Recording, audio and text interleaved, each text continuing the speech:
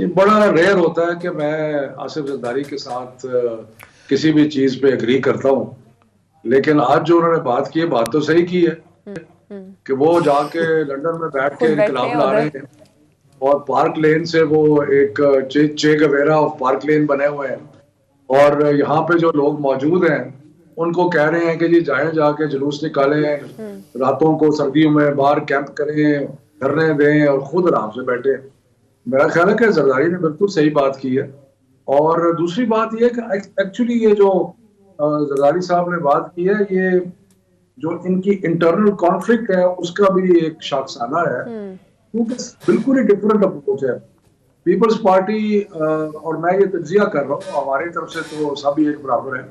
लेकिन peoples party जो है वो समझती है कि सिस्टम के अंदर रह के, क्योंकि उनकी हुकूमत है सिंध के अंदर, उनका एक स्टेक है सारी चीज में, तो वो समझते हैं कि जो भी मुकाबला कर रहा है हुकूमत का, ऑपोजिशन करनी, वो सिस्टम में रह के करनी चाहिए। हम्म। फजलुर रहमान और मरियम और ये नून लीग वाले जो है ये डेस्परेट हुए हुए हैं, इसलिए कि इनका टू गेट लीडर ऑन जो द है वो सिस्टम। फरारी है। मरियम जो है वो कन्विक्टेड है। हम्म। तो वो जो सारे हर चीज को नीचे गिराना चाहते हैं। तो मेरा ख्याल है कि एक इनहेरेंट कॉन्ट्रडिक्शन तो है। तो हम्म। इसलिए मेरा ख्याल है जरदारी मैं ने बड़ी चौधरी अच्छी साहब बात ये की, उन्होंने कहा आपकी ठीक है। बात काट रहा हूँ। ये आपके ख्याल में ये जो पीपल्स पार्टी ने एकदम थोड़ा सा बैक पीछे चले गए हैं और पीडीएम वर्चुअली लगता है कि बहुत बड़ी दरार आ गई है, तो क्या इसके वजह ये भी एक है कि नून लीग खासतौर पे मरियम बीबी के पिछले दिनों ये जो स्पैट हुआ है एस्टेब्लिशमेंट के साथ, जिसके बाद उन्होंने कहा जी मुझे गालियां दी गई और मुझे स्पैश करने के वो जो वाक़े का वो हुआ, वो उस वाक़े की वजह से कि ये लड़ाई ज़्यादा है या कुछ और है रीज़न? देखिए अगर मुझे कोई ऐसी कोई अंदरूनी इंफॉर्मेशन नहीं है कि एस्टेब्लिशमेंट, जहां तक मेरा ताल्लुक है एस्टेब्लिशमेंट तो कहीं भी किसी चीज में आगे नहीं है। तो बाकी ये है कि मरियम जो है ये इस किस्म के शोशे कि जी मुझे डराया जा रहा है, मुझे धमकाया जा रहा है, मेरी जान खतरे में है, फिर मियाँ साहब की जान खतरे में है, मेरी जान खतरे में है, मियाँ साहब की जान खतरे में है, हम्म। सारे पाकिस्तान में इन दोनों की जान खतरे में है, और किसी की जान खतरे में है नहीं। तो मेरा ख्याल है कि ये मुझे नहीं पता, कुछ ड्रामेबाजी भी है उसमें। मैं बुनियादी बात वही है जो चलें पार्टली मैं ये पहले आपके लिए तो चलें अच्छी खबर आ गई, मगर it's not over for you also completely. वो इसलिए मैं कह रहा हूँ कि सेनेट के 12 चेयरमैन के इलेक्शन के ऊपर अभी एक तलवार लटक रही है, उसका ये फैसला होना है कि वो क्या फैसला आता है। और बहस ये है कि आया ये सुप्रीम कोर्ट में अदालतों में ये फैसला उनकी जुरिस्डिक्शन बनती है या नहीं है। मैं तजाज़ हसन साहब को सुन रहा था, वो ये GTV के ऊपर मुजाहिद बरेलवी से गुफ्तगू करते हुए उन्होंने कहा जनाब इसकी माजी में भी एक प्रेसिडेंट है कि अहमद सईद कुरबानी साहब जो कि उस ज़माने में 1958 के अंदर इलेक्शन के अंदर उस पर बहस आई थी, तो उसमें अदालत ने ये फैसला दिया था कि नहीं जनाब ये एब्सोलूट नहीं है। पार्लियामेंट की उस वक्त तो खैर पार्लियामेंट नहीं थी, प्रोविंशियल असेंबली थी, मगर वही उसी तरह ही कई स्पीकर को चेयरमैन समझ लें, तो ये फैसला था कि नहीं ये किया जा सकता है। आप क्या सोचते हैं एतजाज साहब के इस इंटरप्रिटेशन को? पुराने आपको पता है बड़े मायनाज किस्म के वकील भी हैं, लेजिस्लेचर भी नए में हैं।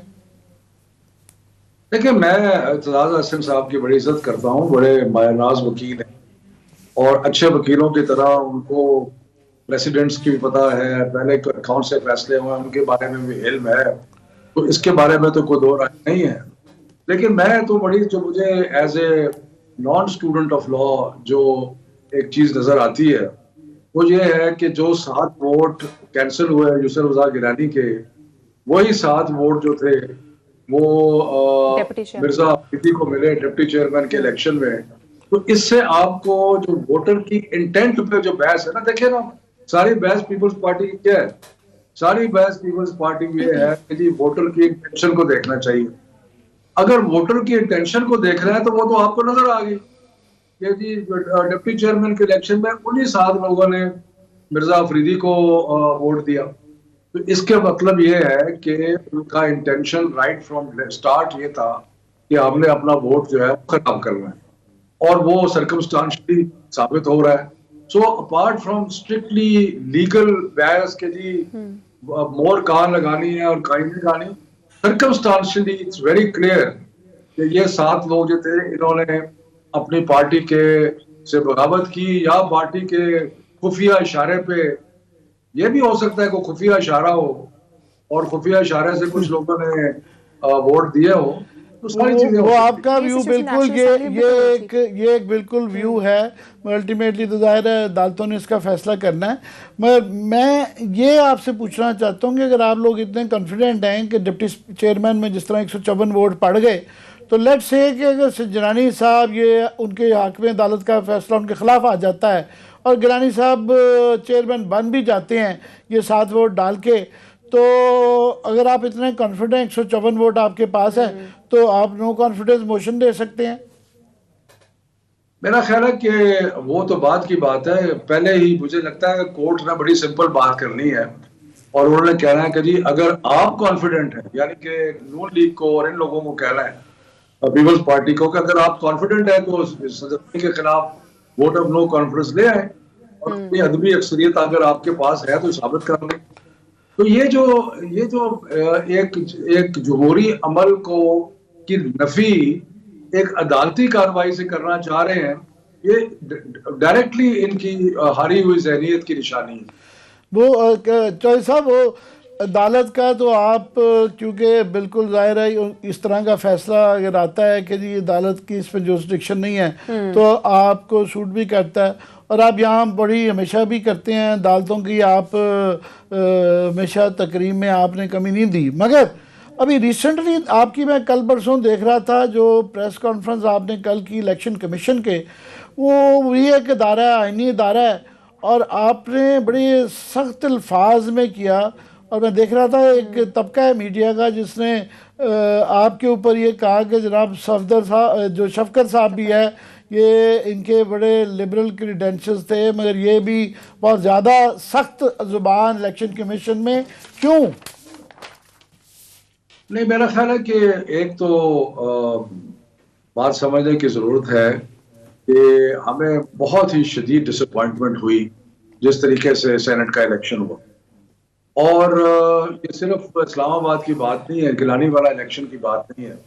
अगर आप बच्चा कराची जाएं तो वहाँ भी ये कहानियाँ, और कोटा जाएं तो वहाँ भी वो कहानियाँ, पेशावर में भी कोशिश की गई, इस्लामाबाद में तो हुआ।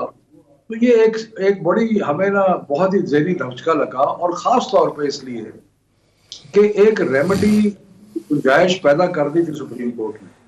सुप्रीम कोर्ट ने, आपको याद होगा, जो फैसला किया था उसके 2 हिस्से थे। एक तो हमारी एडवाइस के ऊपर उन्होंने कहा कि नहीं, कॉन्स्टिट्यूशनल अमेंडमेंट की जरूरत है 226 के लिए, लेकिन साथ फिर वो उससे आगे बढ़े, और आगे बढ़ के सुप्रीम कोर्ट ने कहा कि टेक्नोलॉजी का इस्तेमाल करें, कोई और तरीका इस्तेमाल करें। ये वोट की जो सीक्रेसी है बैलेट की, ये कोई अनलाह महदूद नहीं है। ये कुछ उन्होंने उसके अंदर गुंजाइश पैदा की कि इसके अंदर, और उन्होंने कहा कि कोई ऐसा तरीका अपनाएं कि ये करप्ट प्रैक्टिसेस जो उनको रोक सके। तो मैं भी गया, चीफ इलेक्शन कमिश्नर को मिला जाके, और हमने जाके रिक्वेस्ट की उनसे कि जी आपके लिए बड़ा सुनहरी मौका है कि आप कोई बार कोड लगा दें, कुछ कर दें जिसका किसी बंदे को पता नहीं चलेगा, लेकिन एक डिटरेंस होगा उन लोगों पे कि जो खुफिया तौर पे हॉर्स ट्रेडिंग करके पैसे खा के जिन्होंने ये वोट देना है, तो नहीं माने वो, उन्होंने कमेटी बना दी। तो एक डिसअपॉइंटमेंट सारी पार्टी को पड़ा, जो पाकिस्तानी मुझे डिसअपॉइंटमेंट हुई। और मैंने कोई सख्त अल्फाज की बात नहीं, मैंने कोई जो बुनियादी बात की वो मैं आपके सामने कर देता हूँ कि एतमाद, जो कुछ अदारे ऐसे होते हैं जो उनके अंदर जो अखलाकी चीज पिन्हा होती है वो एतमाद होता है। जुडिशरी एक ऐसा अदारा है क्योंकि उन्होंने इंसाफ करना है, तो इसलिए उनके एतमाद होना चाहिए। इसी तरह इलेक्शन कमीशन एक ऐसा अदारा है कि जिसपे सबको एतमाद होना चाहिए। और हमारी आपका साहब, आपकी सारी बात काट रहा हूँ, आपका एतराज इलेक्शन कमिश्नर पे है या इलेक्शन कमीशन पे है? क्योंकि इसमें इसका बैकग्राउंड थोड़ा सा ये है कि इलेक्शन कमिश्नर तो आपके दौर में आपकी भी उसके अंदर जाहिर है अप्रूवल शामिल थी, उनकी सिलेक्शन हुई।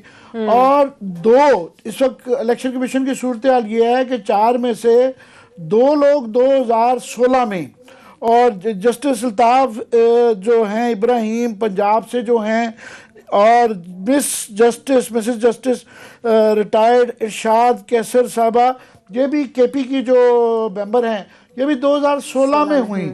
और हमने भी देखा कि डस्का के इलेक्शन में यही लोग ज़्यादा वोकल थे अगेंस्ट योर स्टांस। तो ये 2 तो पहले के थे, बाद के 2 आपके दौर के 3 समझ लें इलेक्शन कमिश्नर को मिला के। तो आपका इलेक्शन कमीशन से मसला है या कमिश्नर से मसला है? देखिए, मैं चीफ इलेक्शन कमिश्नर या किसी का स्पेसिफिकली नाम नहीं लेता, हम तो अदारे से डिसअपॉइंटेड हैं। और जैसे मैंने आपको कहा कि हमें जो अदारा जो है उस पर एतमाद नहीं है। और पाकिस्तान तहरीक इंसाफ जो है वो सबसे बड़ी जमात है सेनेट में, सबसे बड़ी जमात है नेशनल असेंबली में, 3 सूबों में उसकी हुकूमत अपनी है या पार्टनरशिप में है। सो अगर एक इतनी मेजर पार्टी पाकिस्तान की कह रही है कि हमें एक कमीशन पे एतमाद नहीं है, तो मेरा ख्याल है कि ये एक लम्हा फिक्रिया है कमीशन के लिए कि क्यों इस मुकाम पर पहुंचे कि जहां सारी कमीशन पे एतमाद नहीं रहा। और ये अदारा एतमाद पे चलता है। मैं आपको बताऊं कि अगर आप दुनिया जहान में देखें कि जहां जहां इलेक्शन कमीशन ने एक ऐसा किरदार अदा किया है जो कि बिल्कुल ही बेलाग है और उसके ऊपर कोई वो नहीं है, इवन हिंदुस्तान के अंदर इलेक्शन कमीशन के बारे में कभी किसी ने कोई शिकायत नहीं की। तो अगर यहाँ पे हमें शिकायत है और जेन्युइन शिकायत है और एक मायूसी डिसअपॉइंटमेंट भी है, तो इसलिए जिक्र किया, लेकिन मैंने कुछ सख्त अल्फाज नहीं इस्तेमाल किए और मैं ना ही आज कर रहा हूँ। यानी कि इदारे की पॉलिसी से आपको इख्तिलाफ है? मैं समझता हूँ कि उनकी परफॉर्मेंस से इख्तिलाफ है। मैं समझता हूँ कि उनकी परफॉर्मेंस डिसअपॉइंटिंग थी और जो उनके जुमे आईनी एक फरीजा था, आईनी फरीजा तो ये था ना कि वो 218(3) को जरूर बार बार पढ़ें।